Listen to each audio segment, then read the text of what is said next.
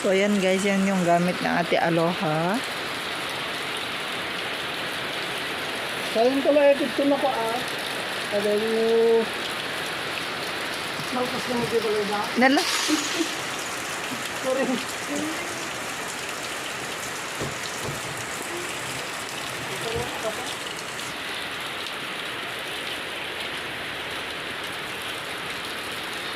Ano malpas na dito ba?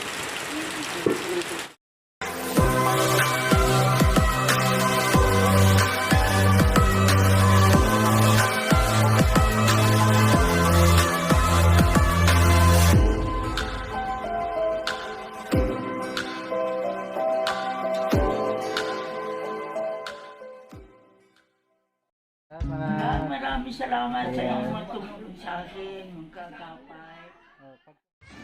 Ayan, isang mapagpalang araw mga kalingap. Ngayon, nandito po tayo ngayon sa Dunya Consa. And dahil maghahakot tayo ng mga materyales. Opo. Yan po yung mga materyales na binili natin para kay Nanay Aloha at saka yung materialist na binigay ni Kapitan. Maraming salamat po kay Kapitan sa pagbigay or pag-donate ng bakal at saka sa iba pang mga nagbigay po ng yero. Ayan, may nagpaabot din po para sa yero po ni Nanay Aloha.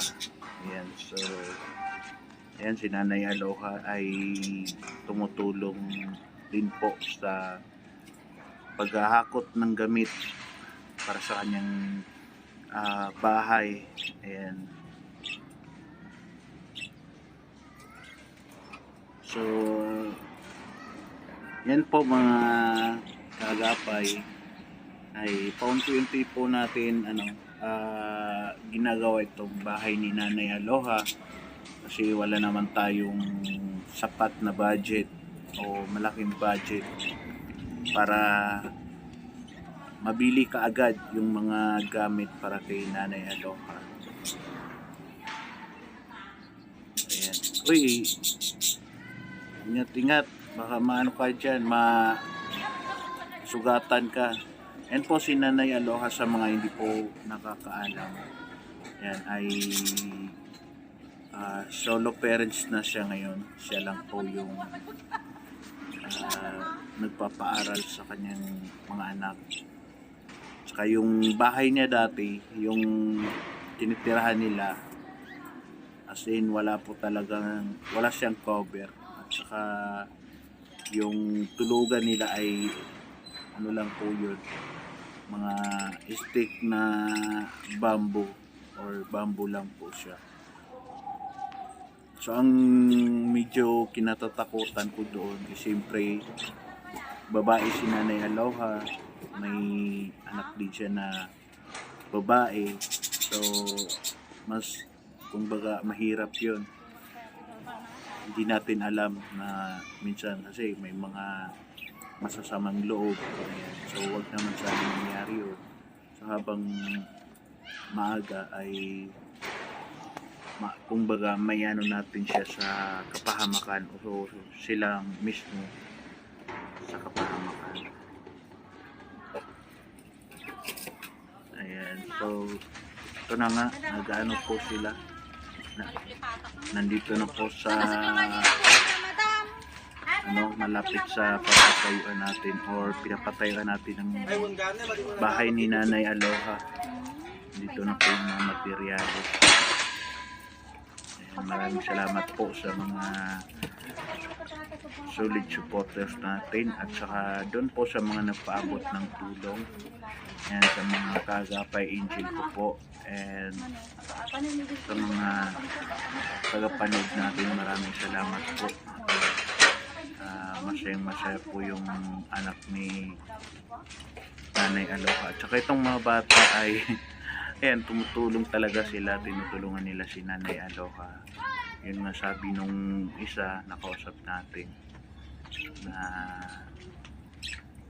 gustong gusto nilang magkaroon ng bahay din si Nanay Aloha.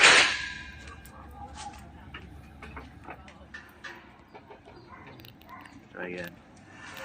Ito po ang mga nagtatrabaho dito ay wala pong bayad yan.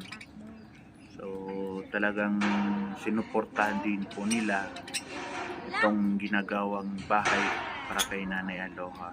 Ayan, kung sa ay bayanihan lang po sila dito. Ayan, kasi wala din po tayong pambayad ng libor. Ayan. So ayan. Ito pa yung mga materialis na inaano na nila. Yan, maglalagay na po sila ng bubog. Yan. Hindi rin kasi sila makatudo ng pagtatrabaho kasi may mga kanya-kanya din po silang trabaho. Kapag lang po, weekend time po nila, saka po sila nakakagawa. Yan. Pinuputol na po yung mga materyales, mga bakal, kasi maglalagay na po sila ng bubong. So napakasaya po sa pakiramdam na balang araw ay dito na po titira si Nanay Aloha.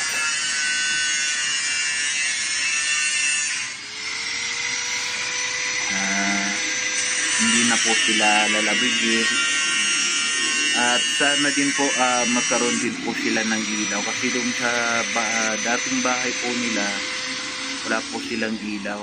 Kaya hirap na rin po mag-aral yung mga anak niya. Kapag sumasagot daw po sila ng mga module, ayun, ay nahihirapan sila kasi wala po silang ilaw. Sa mga hindi pa po nakakaalam ng mga backstory or kwento ni Nanay Aloha at saka sa mga anak niya, minsan nga daw po namumulot lang sila ng mais para may makain po sila. Saka sa mga hindi rin po nakakaalam kung bakit ganyan yung ni Ate Aloha ay actually hindi ko pa po alam talaga, pero may something po sa kanya, parang na-depress yata siya kasi may napagsabi na dati pala ay sinasaktan din po siya ng kanyang asawa. Kaya na po tuloy-tuloy na po yung pag-ano po nila dito sa bahay ni Nanay Aloha. So yun na nga po rin po, may nagpaabot din po ng tulong galing ibang bansa. Nagbigay na po sila ng Durabox para kay Nanay Aloha. Tsaka may bumili na rin po ng kanilang yung bowl para sa CR. So ayan po, nakapaglagay na po sila ng ating bubong.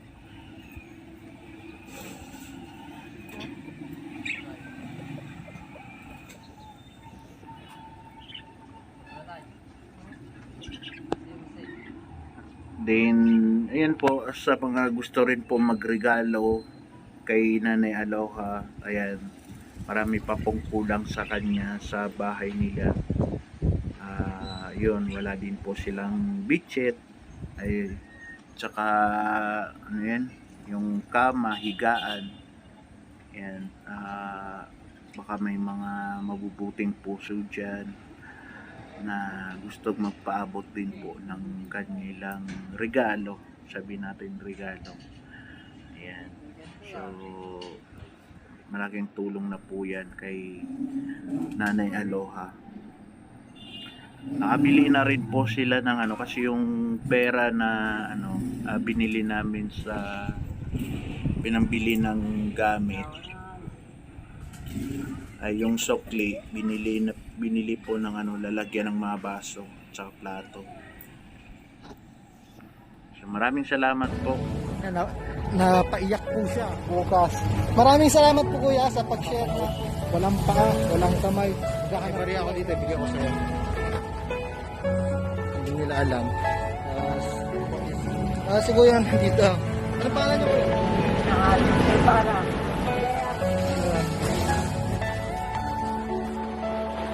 Pero handa ka pa mga kaagapay na hindi daw po sila